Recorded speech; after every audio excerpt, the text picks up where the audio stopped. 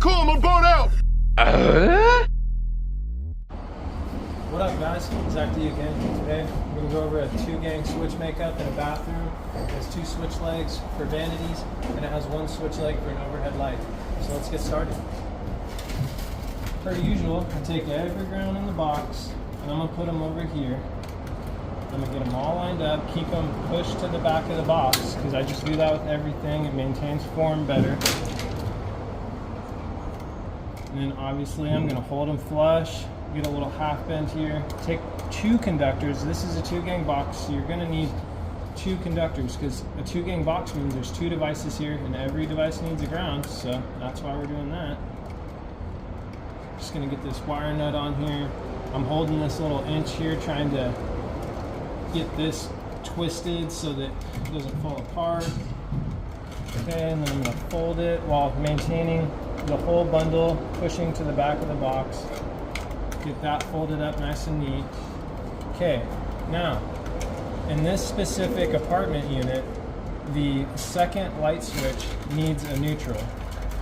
That being because it's an occupancy sensor, so as soon as you walk into this, the overhead light will turn on. That specific style of switch needs a neutral. Now I have 5, 6 neutrals here. I'm gonna fold them over here. I have a lot more space in this side of the box. I try to get any of the bigger bundles towards the center or away from the switch that I know is going to be an occupancy sensor. They're a large switch, so just to get it in this box, you need to give it room because it takes up a lot of space. So you really got to do some thinking when you're making up something like this. I'm only going to strip a little bit off of these, not as much as I usually do, because I'm going to use a different style connector to capacitate more wires. I'm going to use this 8-port Wago, which is just like a wire nut. It's just a little different. You see it in a lot of recessed cans and different things like that, but it enables me to just plug these neutrals in here. It's kind of handy. I like wire nuts better, but I'm not currently provided with the wire nuts that will capacitate this many wires. Okay, now that I got those in, I'm going to fold this, and like I was saying earlier, I'm going to fold it over to this side of the box because I know that the occupancy sensor is going here, so I want to have as much room as I can for that.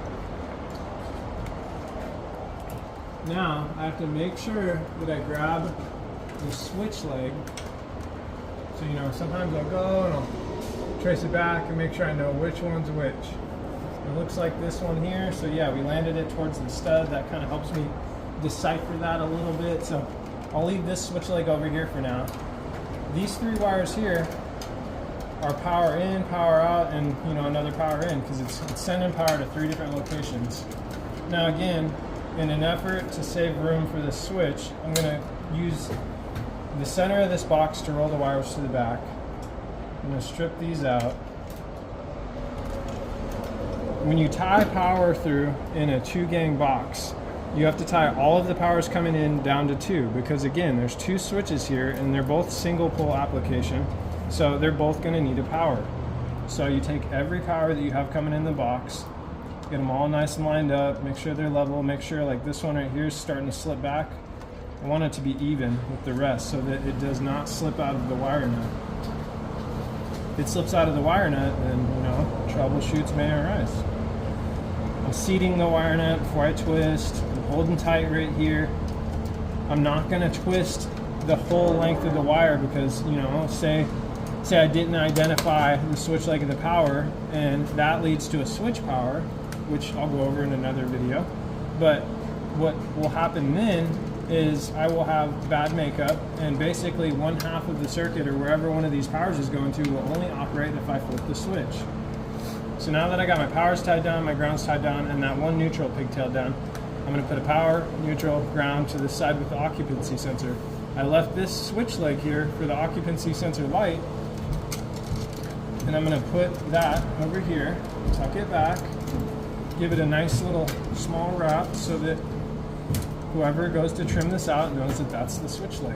And then, as I'm holding it to the back of the box, I'm going to cut a little more than 4 fingers, just so they have enough to play with to get this switch plugged in. Now on this side, it's just the two vanities. They're not going to be on the occupancy sensor. So I already have my power and my ground. And I'm going to take these two switch legs, because it's for each. They're going on pancake boxes, so I don't want to daisy chain them at the lights. I'm just doing two switch legs from this box.